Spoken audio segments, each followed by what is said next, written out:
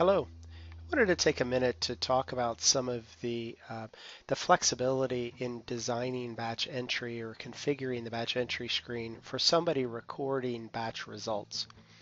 There are a couple of different ways that clients use batch entry to record usage of raw material or production of finished goods.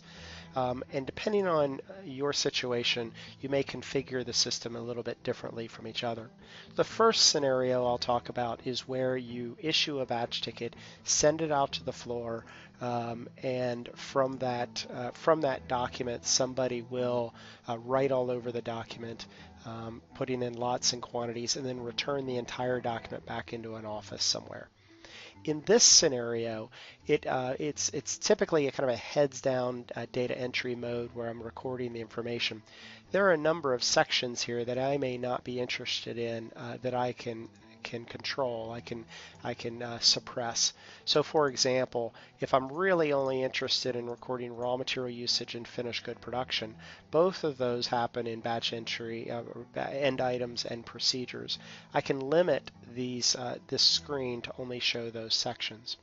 So from the raw material side of things, I can actually even control this a little bit further. There are a number of columns that are in this grid that during data entry I may not be that interested in. So for example, I've scaled this down pretty significantly at this point, but let's say for a minute that all I really want to be seeing is from a quantity perspective, is the issue now and my quantity required column. Or actually, let me just do my quantity remaining. That'll probably make a little more sense. So I can do my quantity remaining here. I may or may not need the instructions to be showing, and I may not even need to know the type of transaction that it is. So in this case, I've really scaled this down to just the pieces of information that I need to be seeing to handle the transaction. So in this case, I can come in and I can start key activity, and I can see I've got just the information that I'm needing to do my job. Kind of a heads down data entry mode, and I can go in and post directly from there. I have the same concept in end item entry, where I can go and pick only the certain pieces, only the columns that are necessary for my data entry. So I may not need all of these other columns, and I can come and kind of streamline this process, get the process a bit easier for me, so I'm not having to key quite as much or look at quite as much information as I'm recording my information. So in this case, I needed 100, and I'll say I put on 98. From there, I can just post that batch ticket, and I'm done.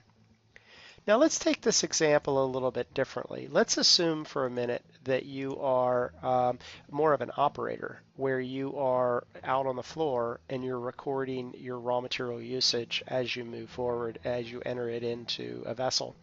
In this case, what I might want to do is not show the end items because I'm not recording the quantity produced. Let's just assume that's the scenario that I've got. But I might want to just enter my formula via or usage of raw material via the phases section.